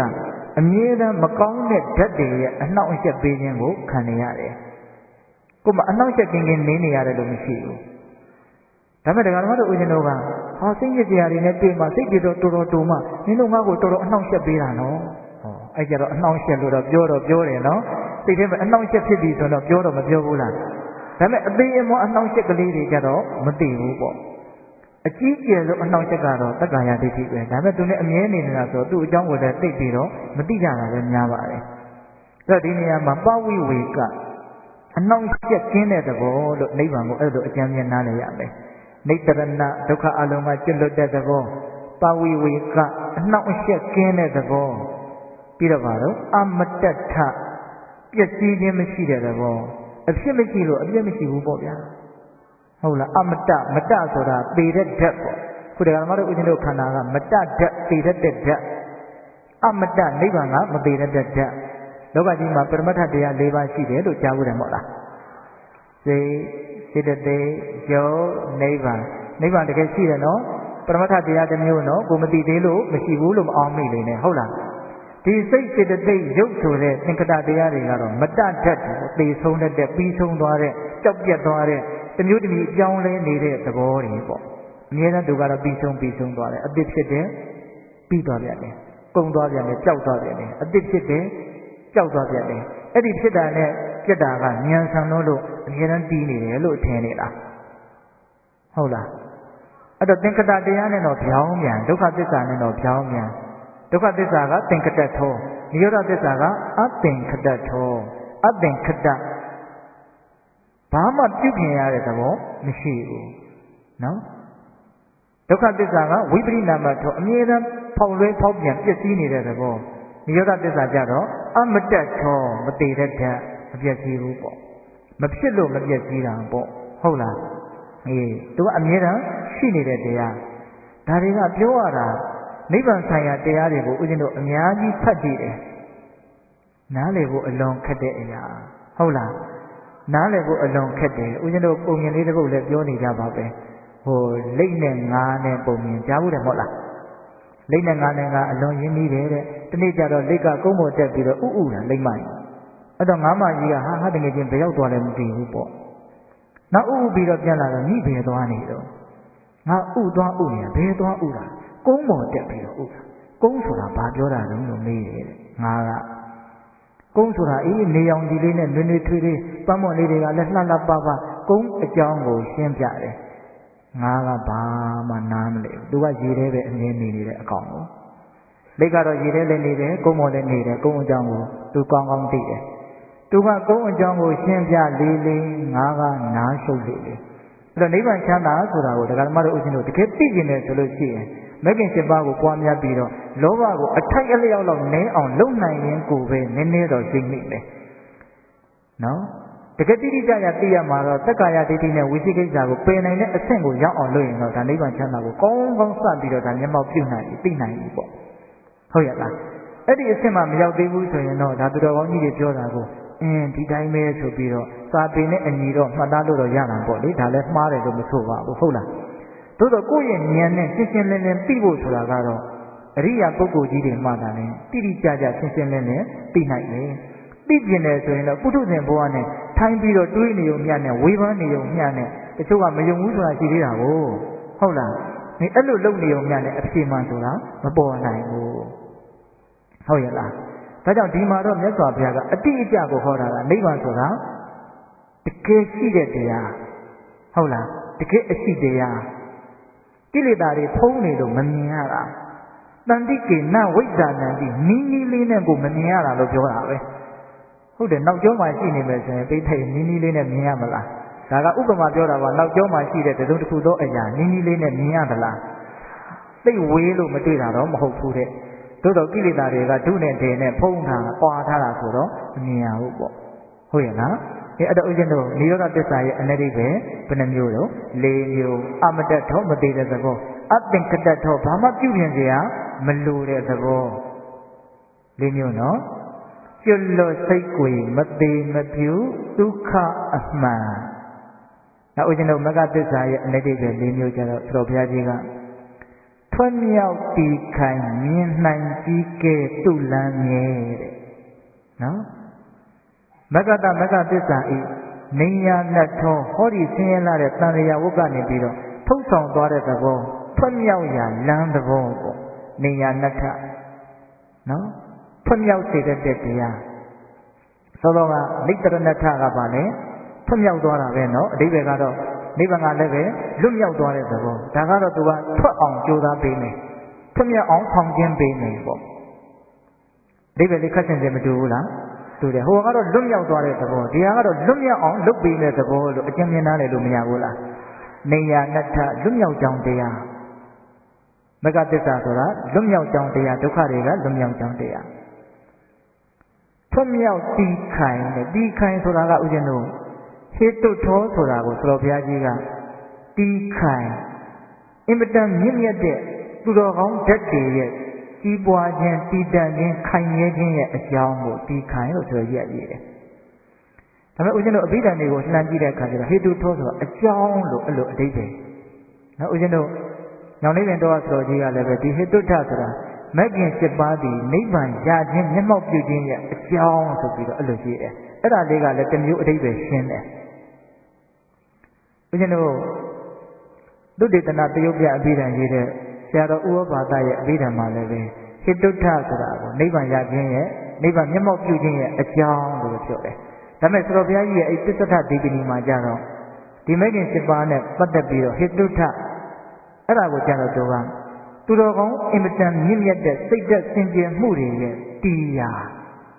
ဆိုကြပါစို့မဂ္ဂင်7ပါးကိုပွားမယ်ဆိုရင်ကောင်းမြတ်တဲ့စိတ်သက်တွေကအကုန်လုံးတည်တံ့ခိုင်မြဲသွားမယ်လို့ပြောတာ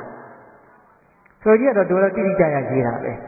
သောတပန်ဖြစ်သွားပြီဆိုလို့ရှိရင်အရိယာတို့ရဲ့မြင့်မြတ်စင်ကြယ်တဲ့အဓိတိလအဓိစိတ်တအဓိပညာအကုန်လုံးတည်သွားတယ်တဲ့တည်တာမှရိုးရိုးတည်တာမို့အမြဲတမ်းလဲခိုင်မြဲသွားမယ်ဘယ်တော့မှမြန်သူတော်ကောင်းတရားတွေရှော့ကျသွားမှလားပျက်စီးသွားမှလားလို့ဆိုရင်လည်းမရှိဘူးဟိတ္တထမဂ္ဂင်7ပါးဒီသူတော်ကောင်းစိတ်ဓာတ်သူတော်ကောင်းဓာတ်တွေရဲ့တရားမြင့်မြတ်စင်ကြယ်တဲ့ဓာတ်တွေရဲ့တရားအဲ့ဒါလည်းပဲအဓိပ္ပာယ်တစ်မျိုးမကောင်းဘူးလားကောင်းတယ်ဒါပေမဲ့ဟေတုထဆိုတာလေးကအကြောင်းဟေတုဆိုတာအမှန်ကတော့အကြောင်းပဲဟေတုပစ္စယောကြားဘူးတယ်မဟုတ်လားအကြောင်းတရားနိဗ္ဗာန်ရခြင်းရဲ့အကြောင်းဆိုတော့ပိုရှင်းတယ်ပေါ့နော်ဖမြောက်တည်ခိုင်မြင်နိုင်ကြီးကဲတဲ့မြင်နိုင်ဆိုတာကမဂ္ဂတမဂ္ဂသစ္စာဤဓတ္တနတ်ထော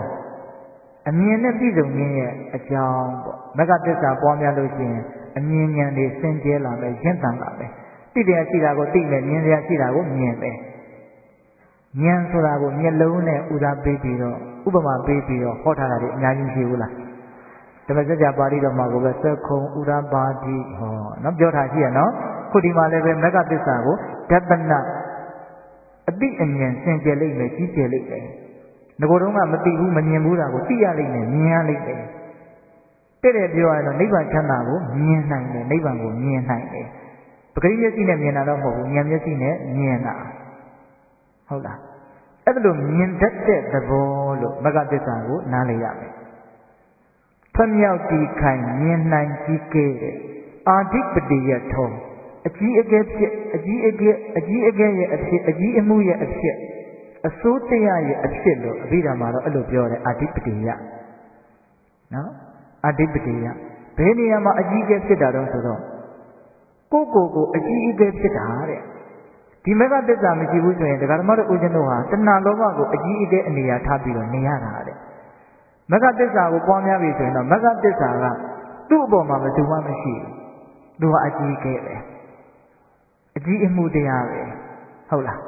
အဲ့ဒီမဂ္ဂသစ္စာကိုသာဖြစ်ရင်အဲ့ဒီကြမှာတကယ်ကြီးကျယ်တယ်ဆိုတာဖြစ်တယ်ဆိုတဲ့အဓိပ္ပာယ်တာမန်နာတယ်လို့မရဘူးလားရတယ်နော်မဂ္ဂင်7ပါးနဲ့ပတ်သက်ပြီးတော့ဒါအားကြစရာတွေပေါ့နော်မဂ္ဂင်7ပါးဆိုတာပိဋကပေါင်းသူတော်ကောင်းတို့ဦးဇင်းတို့အမြဲတမ်းရှင်းပြနေတယ်ယုဒ္ဓနန္တသဘာဝတရားတို့ရဲ့မမြဲတာကိုမမြဲဘူးလို့သိတဲ့သဘောတဘာဝကိုတမာဒိဋ္ဌိလို့ခေါ်တယ်အဲ့ဒီတမာဒိဋ္ဌိခေါင်းဆောင်တဲ့မဂ္ဂင်7ပါးကိုပွားများခြင်းအပြင်ဆင်းရဲလာတဲ့တန်တရားဝုကလည်းလွတ်မြောက်မယ်နေညာနတ္ထစေတုထနိဗ္ဗာန်ချမ်းသာမျက်မှောက်ပြုခြင်းရဲ့အကြောင်းလည်းဖြစ်တယ်ဟုတ်လားဓတ္တနတ္ထနိဗ္ဗာန်ကိုလည်းမြင်ရလိမ့်မယ်ပြီးတော့ပါတော့အာဓိပတိယထအကြီးအမှုလည်းဖြစ်တယ်တဲ့မကောင်းဘူးလားကောင်းတယ်အဲ့တော့ဦးဇင်းတို့သစ္စာတစ်ပါးကိုအနက်တိပဲဘယ်နှမျိုးလဲ၄မျိုးနော်အဲ့ဒါကိုဆိုတော့ရေးရတော့ဆောင်းပုဂ္ဂလေးနဲ့ဆိုတော့ဒါခွေတွေပါတယ်လည်းရိုက်ထားတာဆိုတော့ဦးဇင်းတို့ထပ်ပြီးတော့မပြောတော့ပါဘူးဟုတ်လားတရားကိုချစ်လစ်လေးသွားအောင်နော်အဲ့တော့ဦးဇင်းတို့ဓမ္မစကြာမှာလာတဲ့အတိုင်းဉာဏ်12ပါးလည်းဒါဦးဇင်းတို့ပြောပြီးသွားပြီသစ္စာအနဲ့16ချက်ကိုလည်းပဲခေါင်းစဉ်မျှလောက်တော့ဒါဦးဇင်းတို့သိသွားကြပြီဒုက္ခသစ္စာဆိုတာဘလို့ပါအသေးစိတ်သမုဒယသစ္စာនិရောဓသစ္စာမဂ္ဂသစ္စာဆိုတာဘလို့ပါဆိုတာအသေးစိတ်သိသွားကြပြီဒီနေရာမှာဦးဇင်းတို့တကက်လက်တွေ့ပွားများတဲ့အပိုင်းကိုအထောက်အကူပြုမဲ့စကားတွေနော်ဒီဟာတွေကအဲ့ဒါကိုဦးဇင်းတို့ဒီသစ္စာကမ္မထံကိုဘလို့ရှင်းပြမလဲဦးဇင်းတို့သတိပဋ္ဌာန်ပါဠိတော်မှာသစ္စာပပ္ပဆိုတာလာတယ်အဲ့ဒါဒီကနေ့ဓမ္မဒါနအလှရှင်ဖြစ်တဲ့ဒကာကြီးဦးရဲကောင်ညောင်းကဦးဇင်းကိုအဲ့ဒီသစ္စာပပ္ပကိုသူကဟောစီဖြစ်တာသစ္စာပပ္ပကသစ္စာ၄ပါးကိုအသေးစိတ်ပြောထားတာပေါ့သတိပဋ္ဌာန်သုတ်တံမှာပါတယ်ဒုက္ခသစ္စာဆိုတာဘာသမုဒယသစ္စာဆိုတာဘာကိုပြောတာအသေးစိတ်ပြောတာအင်မတန်ကျေဝန်းပါတယ်ဟုတ်လားအဲ့တော့ဦးဇင်းတို့သစ္စာနဲ့ပတ်သက်ပြီးတော့မင်းကုန်းတော်ကြီးကဓမ္မစကြာတရားကိုဟောတဲ့နေရာမှာသူကသစ္စာကမ္မထံကိုလွယ်လွယ်လေးစီးပြန်တတ်ဖို့သုတ်တန်တရားဒေသနာတစ်ခုကိုနားပြီးဆိုလို့ရှိရင်ကိုတကယ်လက်တွေ့အလုပ်လုပ်ရမယ့်အပိုင်းဟာဘယ်အပိုင်းလဲလို့မြင်အောင်ကြည့်ရမယ်တဲ့တော်ကြီးကဟုတ်လားဘယ်လိုအဲ့ဒီဓမ္မစကြာမှာဟောတော့ဒီသစ္စာလေးပါးနဲ့ပတ်သက်ပြီးတော့မြတ်စွာဘုရားကဒုက္ခသစ္စာဆိုတာဘာသမုဒယသစ္စာဆိုတာဘာ နိရောဓသစ္စာဆိုတာဘာမဂ္ဂသစ္စာဆိုတာဘာဆိုတာကိုအချင်းချုပ်ဟောထားတယ်အဲ့ဒါဓမ္မစကြာမှာလာတဲ့နည်းပေါ့အဲ့ဒါကိုဆရာကြီးကသူကလင်္ကာလေးကြည့်ပြီးတော့အဲ့ဒီလင်္ကာလေးတိုင်ရွတ်ပြီးတော့ဆင်ញင်ပြီးတော့ပွားများရမယ်လို့ဆရာကြီးကနည်းပေးတယ်ပဋိသန္ဓေဩနာသေးဟုလေးတွေရင်းမြစ်ဒုက္ခဖြစ်၏မချစ်ရှင်တွဲချစ်သူကွဲနဲ့လိုလည်းမရအကျဉ်းပြတော့ပြင်စဥပါဒာလက်ခဏသစ္စာဒုက္ခမှန်မောလားဒုက္ခသစ္စာနဲ့ပတ်သက်ပြီးတော့အဲ့လိုစဉ်းစားရမယ်တဲ့ပဋိသန္ဓေနေရတဲ့ကိစ္စအိုရတဲ့ကိစ္စနာရတဲ့ကိစ္စသေရတဲ့ကိစ္စဘယ်လိုတ attva မှမရှောင်ကွင်းနိုင်တဲ့ဆင်းရဲဒုက္ခအရင်အမြင့်ကြတဲ့ဆင်းရဲဒုက္ခ၄မျိုးပေါ့ပဋိသန္ဓေဩနာသေးဟုလေးတွေရင်းမြစ်ဒုက္ခဖြစ်၏မချစ်ရှင်တွဲချစ်သူကွဲနှင့်ဟောမချစ်ရှင်တွဲဆိုတာကကိုမလိုလားအပ်တဲ့မမျက်နှိုးတဲ့မရခြင်းနဲ့အာယုန်နဲ့တ attva အဲ့ဒီအာယုန်နဲ့တ attva ကိုတွေ့ရခြင်းကိုအပ္ပိယေဟိတံပယောကမချစ်တာတွေနဲ့တွဲနေရတာဒီနေရာမှာလူတွေကိုကြီးဆိုလိုတာမဟုတ်ဆိုကြပါစို့သတိပဋ္ဌာန်သုံးပါဘုရားတို့အကျေအဓိပ္ပာယ်ဖွင့်ထားတယ်နော်မချစ်ရှင်တွဲဆိုတာကအာယုန်နေပေါ့ဆိုရပါစို့ကိုမမြင်မြင်တဲ့အဆင်းကိုနားမတောင်းမြင်တဲ့အတန်းအနတ်အရသာအတွေ့အထိအကြံအစီအဲ့ဒါတွေကိုမြင်နေရတယ်ကြားနေရတယ်တွေးနေရတယ်ထိနေရတယ်နမ်းနေရတယ်စားနေရတယ်ဆိုရင်ဒါအပ္ပိယဟိသံပြောကဒုက္ခမချစ်တာတွေနဲ့တွဲနေရတတ္တဝါတွေနဲ့ပါတယ်လူတွေပေါ့အဓိကအဖြစ်ကိုယ့်ရဲ့အကျိုးစီးပွားမဲ့ကိုလုပ်ကြမယ်ကိုယ့်ကိုမကောင်းစေခြင်းနဲ့ကိုယ့်ကိုဒုက္ခရောက်စေခြင်းနဲ့လူတွေနဲ့အတူတွဲနေရရင်ဒါမကောင်းဘူးပေါ့ဆင်းရဲတယ်ပေါ့စစ်သူကွဲနဲ့ဆိုတဲ့နေရာမှာလဲလူလောက်ကိုရည်ရွယ်ပြီးတော့ပြောတာမဟုတ်ဘူးကိုမြင်ခြင်းနဲ့ကြားခြင်းနဲ့အသင်အတန်းအနံ့ရတာအတွေ့အထိအတွေ့မျိုးစုံဒါတွေနဲ့လွဲပြီးတော့ကိုမတွေ့ခြင်းမမြင်နေတဲ့လူတွေနဲ့အတူတူနေနေရတယ်ဆိုရင်ဒါပါတော့ပိယဟိဝေပြောကဒုက္ခဒါဘလို့လူမှမကင်းနိုင်ဘူးပစံရှိရှိမရှိရှိခပညာတက်တက်မတက်တက်ဘယ်လိုဘဝမျိုးရောက်လို့မှမကင်းနိုင်ဘူးဟုတ်ရလားပဋိသန္ဓေဩနာတိဟုလေးတွေရင်းမြစ်ဒုက္ခဖြစ်၏မချစ်ရှင်တွဲချစ်သူကွဲနဲ့လိုလည်းမရကိုဖြစ်တင်တာမဖြစ်တဲ့ကိစ္စယံပိဋ္ဌာနာလပတိတံပိဒုက္ခအကျဉ်းပြတော့ပင်စဥပါဒာလက်ခန္ဓာအကျဉ်းချုပ်ပြောရရင်တော့ဒီခန္ဓာ၅ပါးဒီဒုက္ခပဲလို့စဉ်းစားရမယ်တဲ့ဒီနေရာမှာခန္ဓာ၅ပါးကိုဒုက္ခပဲလို့စဉ်းစားတဲ့နေရာမှာ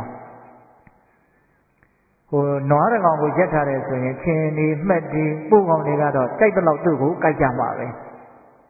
နွားဟာချင်းနေမှက်တွေရဲ့ကြိုက်ရာတီးရာပေါ့အဲ့လိုပဲဒီခန္ဓာ၅ပါးရှိနေတယ်ဒုက္ခတွေကအကုန်လုံးဝင်ပြီးတော့ကြိုက်ကြမှာပဲခဲကြမှာပဲဒုက္ခတွေရဲ့ကြိုက်ခဲရာညှင်းဆဲရာပေါ့ဒီခန္ဓာကိုယ်ဟာအနှစ်ချုပ်ရင်အဲ့လိုနားလေရမယ်။နွယ်ဒီမြက်တွေဟာမြေကြီးပေါ်မှာပဲပေါက်နေတာ။မြေကြီးကိုအမိပြုတ်ပြီးတော့မြေကြီးပေါ်မှာမကြီးပွားမြေကြီးပေါ်မှာပဲပေါက်ပြီးတော့အသစ်တွေပေါက်ကြီးပွားတာဟာကြီးပွားရှုပ်ပွေးပြီးတော့ပေါက်မနေရမရှိဘူးလား။ရှိတယ်။အဲ့လိုပဲဒုက္ခတွေဟာဒီခန္ဓာကိုယ်မှာတည်ပြီးတော့ဖြစ်ကြတာကြီးပွားကြတာဒီခန္ဓာကိုယ်ပေါ်မှာတည်နေတာယက်တည်နေတာ။အဲ့လိုအကျဉ်းချုပ်လိုက်ရင်အဲ့ဒီသဘောတရားကိုခြုံပြီးတော့နားလည်ရမယ်စဉ်းစားရမယ်တဲ့။ဒါဒုက္ခသစ္စာနဲ့ပတ်သက်ပြီးတော့အဲ့လိုအမြဲတမ်းစဉ်းစားရမယ်။ပဋိသန္ဓေဩနာတိဟုလေးတွေချင်းမြစ်ဒုက္ခဖြစ်၏မချစ်ရှင်တဲ့จิตသူကွဲနဲ့လိုလည်းမရအကျဉ်းပြတော့ပြင်စဥပါဒာနဲ့ခန္ဓာသစ္စာဒုက္ခမှန်မောလားစဉ်းစားရမယ်ဉာဏ်လေးနဲ့တစ်လုံးချင်းဆိုပြီးတော့ဟုတ်လားပြီးတော့ဦးဇင်းတို့သမုဒယသစ္စာကိုကြားတော့ဒုက္ခဖြစ်ကြောင်းမကောင်းတဏှာလောဘမှမှုသစ္စာသမုဒယမှန်မောလားလို့စဉ်းစားရမယ်တဲ့လောဘဆိုတာလိုချင်တာရချင်တာဖြစ်ချင်တဲ့လောဘဆိုတာဒုက္ခတွေကိုဖြစ်စေတဲ့တရားလို့အဖန်ဖန်ထက်ထက်စဉ်းစားရမယ်သင်မြင်ရမယ်အဲ့ဒါသမုဒယသစ္စာကမ္မထံကိုစီရင်တာအဲ့ဒါလည်းအကျိုးရှိတာပဲနော်လောဘဟာဒုက္ခကိုဖြစ်စေမဲ့အရာလို့စဉ်းစားဆင်ခြင်မိတဲ့အချိန်မှာလောဘကတော့နည်းနည်းတော့တန့်သွားမှာပဲဟုတ်တယ်မဟုတ်လားအမှန်မြင်တဲ့အတွက်ကြောင့်ကိုနော်နောက်ပြီးတော့တဏှာချုပ်ရာနိဗ္ဗာန်မှာသစ္စာនិရောဓမှန်မောလားအဲ့ဒီလိုချင်တဲ့ရချင်တဲ့ဖြစ်ချင်တဲ့ဆိုတာကိုချုပ်အောင်လုပ်နိုင်မှဒုက္ခတကယ်ချုပ်မှာလို့တတိယនិရောဓသစ္စာကိုအဲ့လိုစဉ်းစားရမယ်ဒါသစ္စာဉာဏ်နဲ့ပွားပြီးတော့တူးနေတယ်နော်အဲ့လိုပဲမဂ်ကင်၈ပါးနိဗ္ဗာန်ရောက်ကြောင်းကောင်းသောအသည့်ကောင်းပြီးအကြံကောင်းမှန်ဆိုပြီးတော့ကောင်းသောအပြုကောင်းမှုတမွေးကောင်းရေးလုံးလကောင်းထတတိကောင်းပြီးတည်ကြည်ဤရှင်းမြည်တွင်မြည်မကမှန်မောလှဒီမဂ်ကင်၈ပါးဒီသာနဲ့ဒုက္ခကိုတကယ်ငြိမ်းနေတဲ့နိဗ္ဗာန်ချမ်းသာကိုမျက်မှောက်ပြုနိုင်တဲ့တခုတည်းသောလမ်းစဉ်လို့ဒီအချက်ကိုလည်းအမြဲတမ်းစဉ်းစားပြရမယ်ဒါမင်းကုန်းဆိုဘုရားကြီးရဲ့ ဓမ္မစကြာမှာလာတဲ့ဒေသနာနဲ့အညီသစ္စာကမ္မထံစီကံကိုတိုက်ထွန်းထားတဲ့စကားပဲဟုတ်ရဲ့လားဒီနည်းကိုပဂရမတို့ဦးဇင်းတို့လက်တွေ့လုပ်ကြည့်မယ်ဆိုရင်အများကြီးခင်းရင်းတယ်လို့ပြောလို့မရဘူးနော်အေးအေးလေးစဉ်းစားပြီးတော့ကိုနားလည်နေတာပဲသိနေတာပဲတကယ်အလုပ်လုပ်လိုက်ဖို့ပဲမလိုဘူးလားလိုတယ်အဲ့တော့နိဗ္ဗာန်ချမ်းသာကိုမျက်မှောက်ပြုနိုင်တယ်တဲ့သစ္စာလေးပါးကိုသိခြင်းဒီပင်နဲ့တမာဒိဋ္ဌိလို့ပြောတာကိုပฏิပဒါနာသုတ်တမှာသစ္စာလေးပါးကိုသိခြင်းဒီပင်နဲ့တမာဒိဋ္ဌိတဲ့အဲ့တော့ဒီသစ္စာလေးပါးကိုကိုစဉ်းစားနေတဲ့ဆင်းရဲနေတဲ့ဆိုအဲ့ဒီချိန်မှာဘာဖြစ်နေပြီလို့တမာဒိဋ္ဌိဖြစ်နေတယ်အဲ့ဒီတမာဒိဋ္ဌိဖြစ်နေခြင်းဒီပင်နဲ့အဲ့ဒါနိဗ္ဗာန်ရောက်ကြောင်းလမ်းကိုမလုပ်နေတော့ရှောက်နေတာဟုတ်တယ်မဟုတ်လားအေးအဲ့ဒါဦးဇင်းတို့မင်းမတော်ဘုရားကြီးပြောတာပေါ့နောက်ဦးဇင်းတို့ညောင်လေးပင်တော်တော်ကြီးရေးတဲ့ဓမ္မစကြာအရာသာဆိုတဲ့စာအုပ်ကလေးရှိတယ်အဲ့ဒီမှာသစ္စာအရာသာဆိုပြီးတခန်းတခန်းသားလေးခွဲပြီးတော့တော်ကြီးရေးထားတယ်သိလားကြည့်ပါတော်တော်ကောင်းတယ်သိလားအဲ့ဒီမှာတော့တော်ဘုရားကြီးကဒုက္ခသစ္စာကိုပဲသူကဥသာပေးပြီးတော့ဖိပြီးတော့ကြိုးစားကြဖို့တိုက်တွန်းထားတယ်သိလားဒုက္ခသစ္စာကိုသူကပွားများတဲ့နေရာမှာတော့12မျိုးသူကရည်တွက်ပြတယ်အဲ့ဒါဥစဉ်တို့တတိချာချာလေ့လာကြည့်တော့မှတတိပဋ္ဌာနာတုတ်မှာဟောထားတဲ့ဒုက္ခသစ္စာရဲ့အနေအဓိပ္ပာယ်ပဲဒုက္ခသစ္စာနဲ့ပတ်သက်ပြီးတော့ဘယ်နှမျိုးတော့12မျိုးအဲ့ဒီ12မျိုးကဘာလဲဆိုတော့ဇာတိဇရာမရဏဖြာတိမပါဘူးနော်နာခြင်းမပါဘူးပဋိသန္ဓေနေတဲ့ကိစ္စရဲ့အိုတဲ့ကိစ္စရဲ့ပေတဲ့ကိစ္စရဲ့၃မျိုးရှိပြီနော်ဒုက္ခဒေါမနတဥပယာတတောကပရိဒေဝဒုက္ခဒေါမနတဥပယာတ၅ပါးထပ်ပြီးတော့ပေါင်းတော့ဟော10မျိုးဖြစ်သွားရောဒါတွေကိုဦးဇင်းတို့အသေးစိတ်မပြောတော့ဘူးနော်တောကဆိုတာကကိုဖြစ်ချင်တာတွေမဖြစ်မှစိုးရိမ်တာကိုမဖြစ်ချင်တာတွေဖြစ်လာမှလားလို့စိုးရိမ်တာတောကပရိဒေဝဆိုတာကတော့ငိုတဲ့အဆင့်ကိုရောက်သွားတာတော်တော်ပူတယ်ပေါ့ဒုက္ခဆိုတာကဒီခန္ဓာကိုယ်ကြီးရဲ့ဆင်းရဲမှုရုပ်ပိုင်းဆိုင်ရာဆင်းရဲမှုလို့ပြောကြပါစို့အကျဉ်းမြင်ဒေါမနတဆိုတာကစိတ်ရဲ့ဆင်းရဲမှုပိဋကရေတို့ခွဲပြီးတော့ပြောထားတာနော်ဒုက္ခကခန္ဓာကိုယ်ရဲ့ဆင်းရဲမှုနာတယ်ကျင်တယ်ထုံတယ်ကြိုက်တယ်ဒါတွေကဒုက္ခဝေဒနာတွေပေါ့သိတာပါလေနော်ဒေါမနတဝေဒနာဆိုတာကစိတ်ရဲ့ဆင်းရဲမှုပြီးတော့ပါတော့ဒုက္ခဒေါမနတဥပယာတဥပယာတဆိုတာကပြင်းစွာပူပန်မှုတချို့တက်သွားတာတွေဟာနှာနှစ်ပေါင်ဟဲ့ဘာဟဲ့ညာဟဲ့နဲ့ဖြစ်လောက်အောင်ဒီပူပန်သွားတာနော်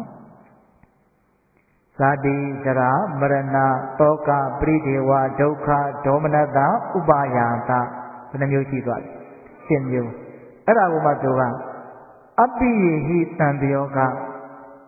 အဖြစ်တဲ့အရာတွေနဲ့ပေါင်းရတာခုနကတော့ပြောခဲ့ပြီနော်အာယုန်လေးလူတွေပေါ့သိရင်ဝိပြောကဖြစ်တဲ့မြင်လို့တဲ့အရာတွေနဲ့ကိုယ်ရတာဟုတ်လား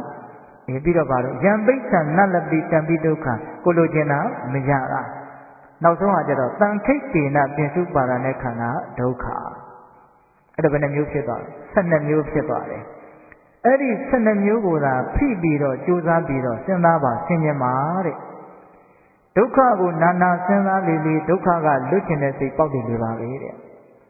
ဒုက္ခကိုနာနာစဉ်းစားလေလေဒီဒုက္ခကိုလိုချင်တယ်ဆိုတဲ့တဏှာလောဘဟာနည်းလေလေပါပဲတဲ့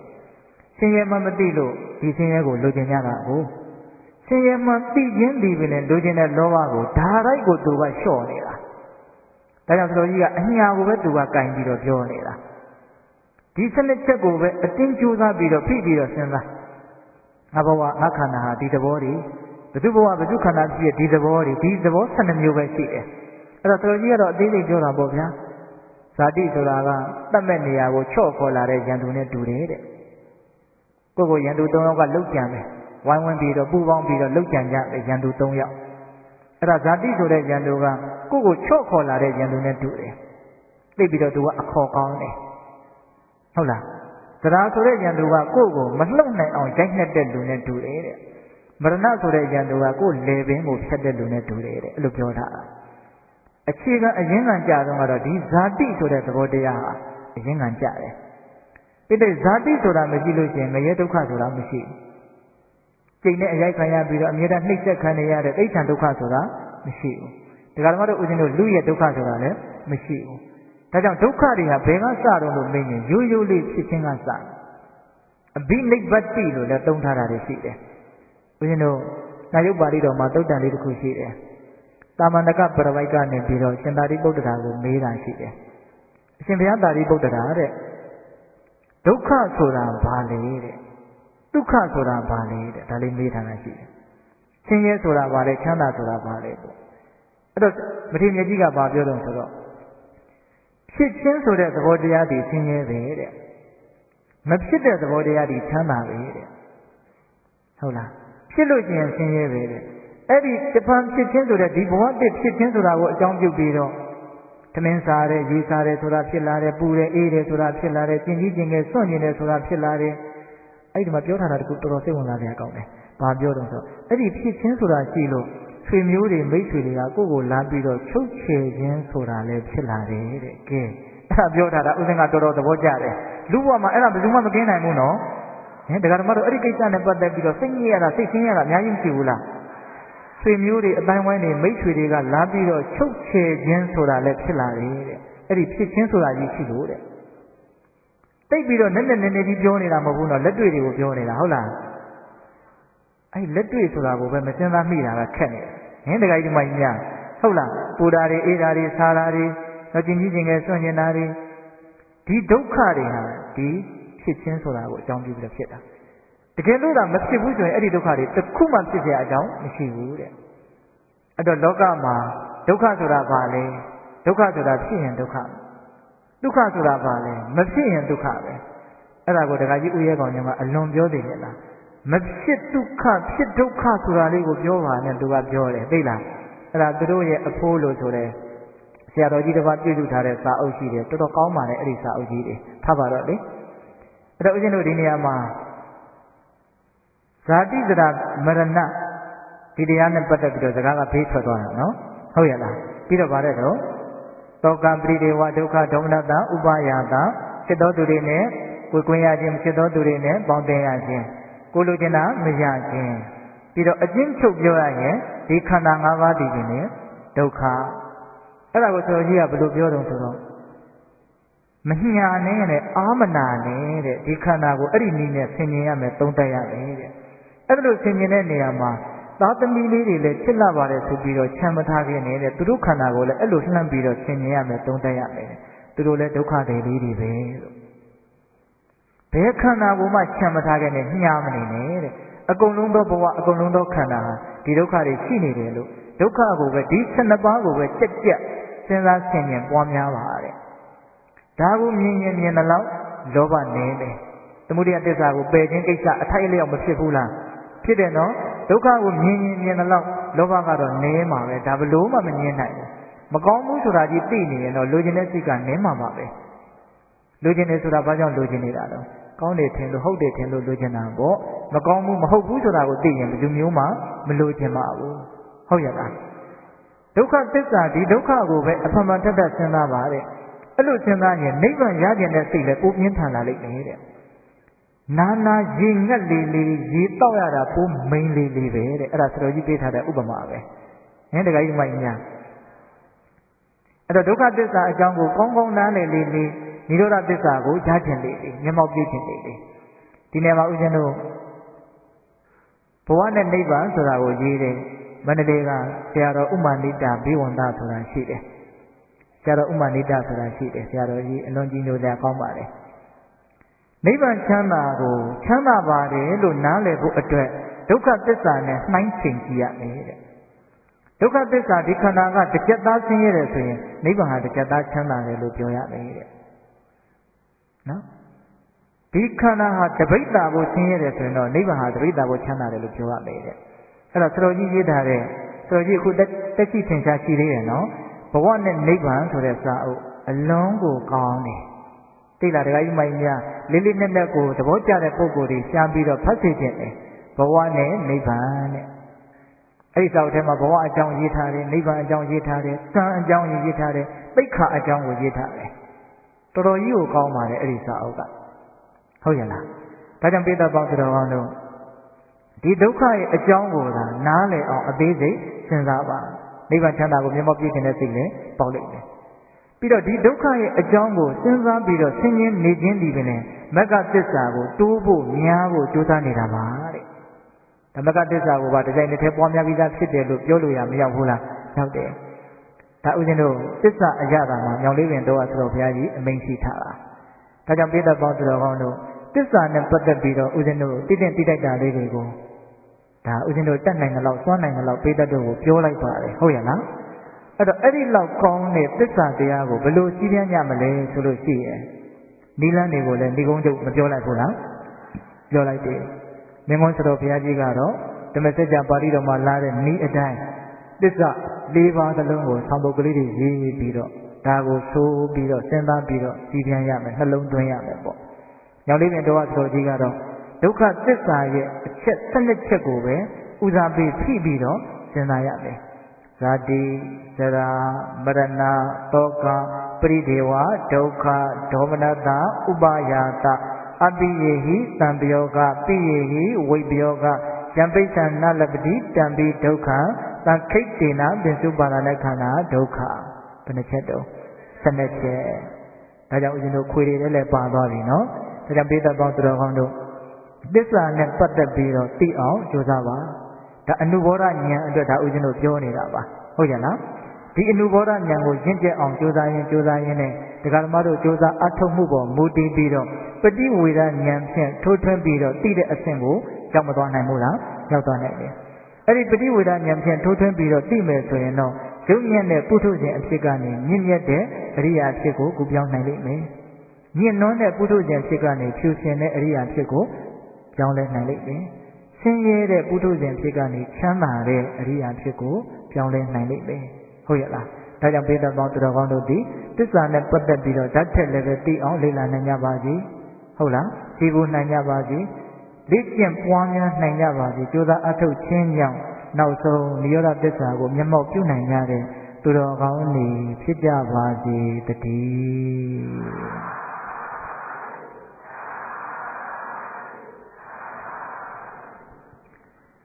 ဘဝတုတပ္ပမင်္ဂလာရခန္တုတပ္ပဒေဝတာတပ္ပဗုဒ္ဓနုဝါဝေနတရာဒုက္ခိဝန္တုတိ